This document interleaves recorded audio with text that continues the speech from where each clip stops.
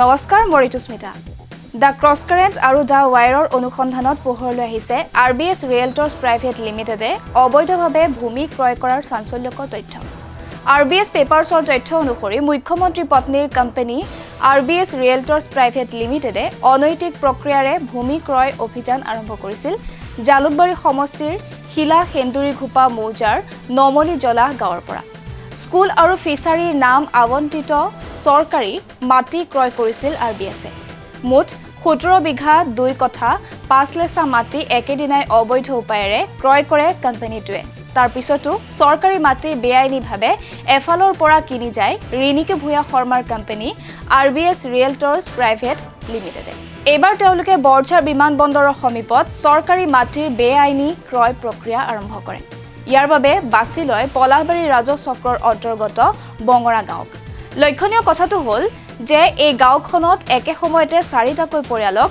9 বিঘা 4 কঠা 10 লেছা সিলিং চৰকাৰী মাটি আবণ্টন দিয়া হয় আবণ্টনৰ নথিত স্পষ্ট ভাষাৰে উল্লেখ থাকে যে এই মাটি 10 বছৰৰ আগত বিক্ৰী কৰিব নোৱাৰিব কিন্তু মাটি আবণ্টন হোৱাৰ 3 মাহৰ ভিতৰতে এই মাটিখিনি ক্ৰয় কৰে ৰিনিকি ভূঞা শৰ্মাৰ সঞ্চালকাধীন আৰবিএছ ৰিয়েলটৰ্ছ প্ৰাইভেট লিমিটেডে জালুকবাৰী সমষ্টিৰ নমলি জলাহত দুটা চৰকাৰী প্লট ক্ৰয় কৰাৰ পাছত আৰবিএছে পলাহবাৰী ৰাজহ চক্ৰৰ অন্তৰ্গত ছয়ানী মৌজাৰ বঙৰা গাঁৱত অনিয়মেৰে ক্ৰয় কৰা ভূমিৰ পৰৱৰ্তী তথ্যসমূহ এটাকৈ চাই লোৱা হওক প্লট নম্বৰ 3 পট্টা নম্বৰ 367 দাগ নম্বৰ 1549 1134 1542 1544 1545 আৰু 1546 মাটিৰ পৰিমাণ 7 বিঘা 12 লেছা স্থান কামৰূপ জিলা পলাহবাৰী ৰাজহ চক্ৰ ছয়ানী মৌজাৰ বঙৰা গাঁও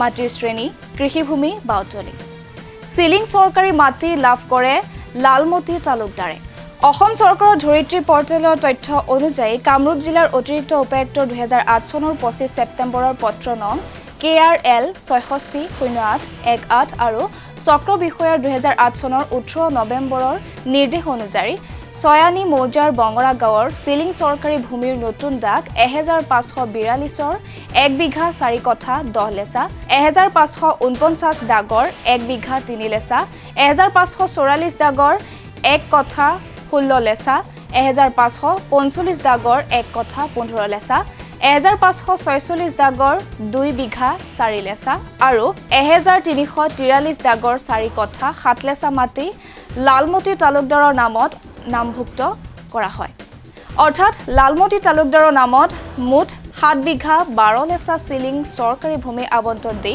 তেওঁৰ নামত নামভুক্ত কৰা হয় আবণ্টনৰ নথিত অতি স্পষ্ট ভাষাৰে উল্লেখ কৰা আছে যে এই ভূমি 10 বছৰলৈ বিক্ৰী বা হস্তান্তৰ কৰিব নোৱাৰিব কিন্তু দেখা গ'ল যে লালমতি তালুকদাৰৰ নামত নামভুক্ত হোৱাৰ প্ৰায় 3 মাহৰ পাছতে অধিকাংশ মাটি ক্ৰয় কৰি লয় মেছাৰ্ছ আৰবিএছ ৰিয়েলটৰ্ছৰ হৈ ৰঞ্জিত ভট্টাচাৰ্যই তথ্য অনুসৰি চক্ৰ বিষয়াৰ 2009 চনৰ 28 জানুৱাৰী তাৰিখৰ নিৰ্দেশ মৰ্মে 1542 দাগৰ 1 বিঘা 4 কঠা 10 লেছা 1544 দাগৰ 1 কঠা 16 লেছা 1545 দাগৰ 1 কঠা 15 লেছা 1546 দাগৰ 2 বিঘা 4 লেছা 1134 দাগৰ 4 কঠা 7 লেছা মাটি আৰবিএছ ৰিয়েলটৰ্ছৰ প্ৰাইভেট লিমিটেডৰ হৈ ৰঞ্জিত ভট্টাচাৰ্যৰ নামত নামজাৰি কৰা হয় অৰ্থাৎ লালমতি তালুকদাৰৰ নামত নামজাৰি হোৱা 7 বিঘা 12 লেছা সিলিং চৰকাৰী ভূমিৰ 5 বিঘা 2 কঠা 12 লেছা ভূমিয়ে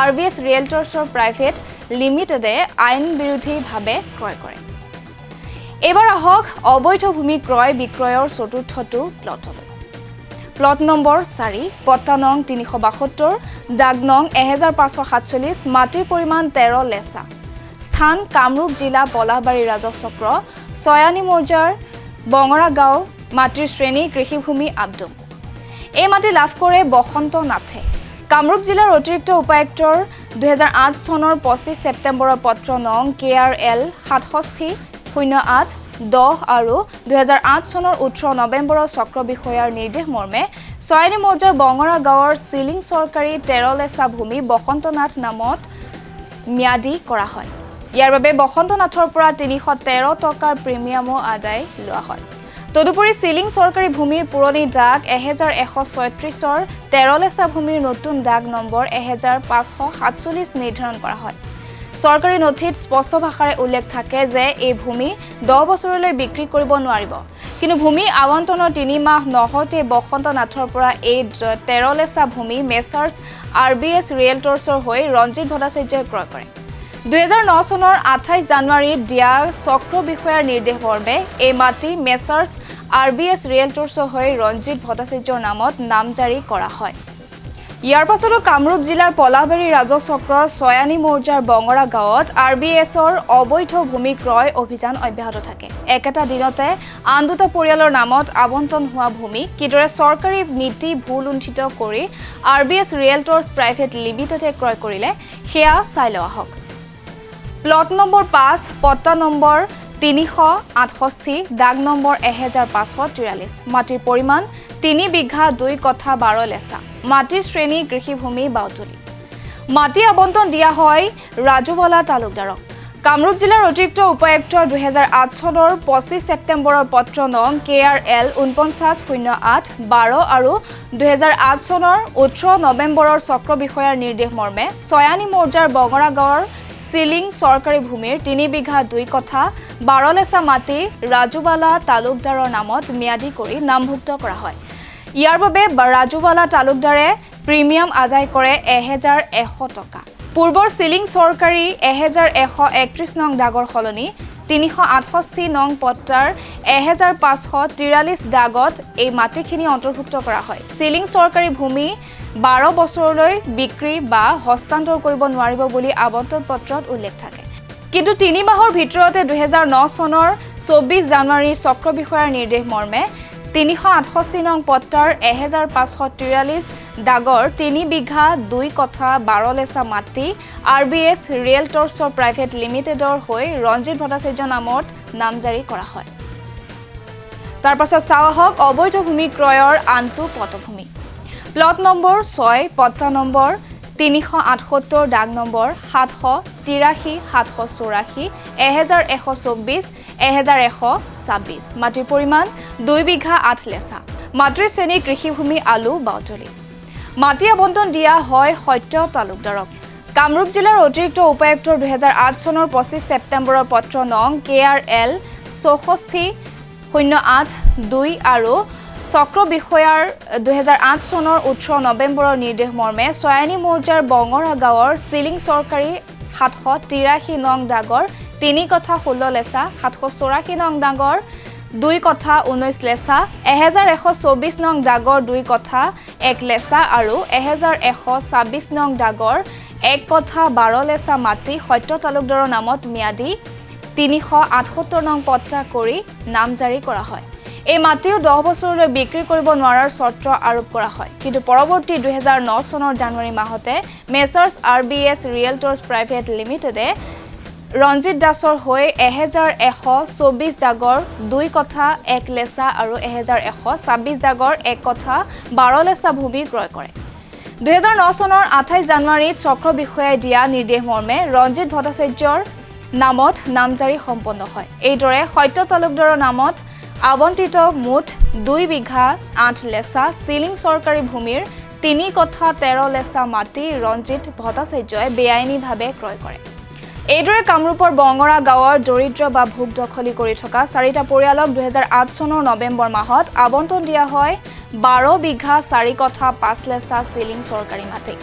10 বছৰলৈ মাটি বিক্ৰী কৰিব নোৱাৰাৰ চৰ্ত আছিল, কিন্তু 3 মাহত ভিতৰতে 9 বিঘা 4 কঠা 10 লেচা মাটি বিক্ৰী কৰা হয়। ক্ৰয় কৰে ৰিণিকী ভূঞা শৰ্মাৰ RBS ৰিয়েলটৰ্ছে। এই কিনা বেচা চিলিং আইন 1956 অনুসৰি অবৈধ। ইয়াৰ পাছত 2009 চনৰ 19 মাৰ্চত কামৰূপ জিলাৰ ছয়ানী মৌজাৰ বঙৰা গাঁৱৰ বিষয়নাথক 1 বিঘা 3 কঠা 15 লেচা আৰু বেলিৰাম তালুকদাৰক 2 বিঘা 14 লেচা মাটি আবণ্টন দিয়া হয়।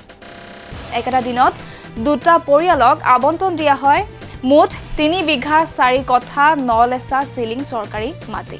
চৰ্ত আছিল 10 বছৰলৈ বিক্ৰী কৰিব নোৱাৰিব, কিন্তু 10 মাহৰ ভিতৰতে চিলিঙৰ মাটি ক্ৰয় কৰে RBSে। এবাৰ 7 কঠা 3 লেচা মাটি RBSৰ নামত নামজাৰি কৰা হয়।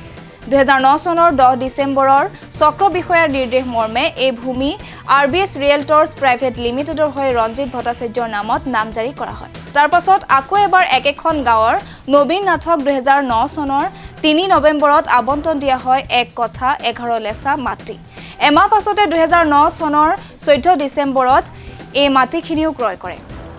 এইদৰে RBS ৰিয়েলটৰ্ছ প্ৰাইভেট লিমিটেডে কামৰূপ জিলাৰ উত্তৰ গুৱাহাটী ৰাজহ চক্ৰৰ নমলী জলাহ গাঁও আৰু পলাশবাৰী ৰাজহ চক্ৰৰ ছয়ানী মৌজাৰ বঙৰা গাঁৱত 4টা পৰ্যায়ত মুঠ 29 বিঘা 9 লেচা চৰকাৰী চিলিং চৰকাৰী মাটি ক্ৰয় কৰে। 17 বিঘা 2 কঠা 5 লেচা মাটি আছিল ফিচাৰী আৰু স্কুলৰ নামত আবণ্টিত। 11 বিঘা 3 কঠা 4 লেচা মাটি আছিল চিলিং চৰকাৰী।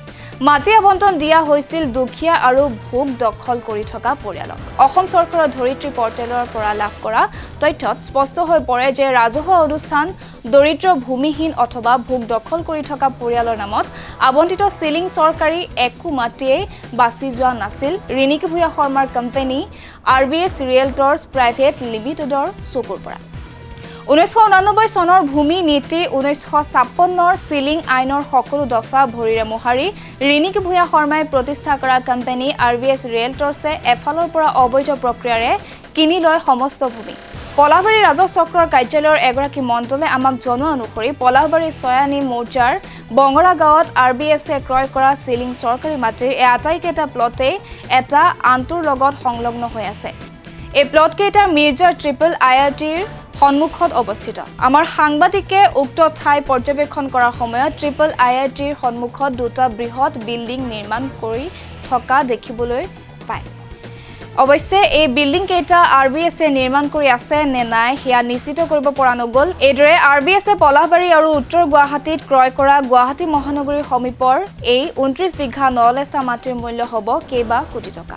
এই ভূমি আছিল চৰকাৰী আৰু চিলিং চৰকাৰী।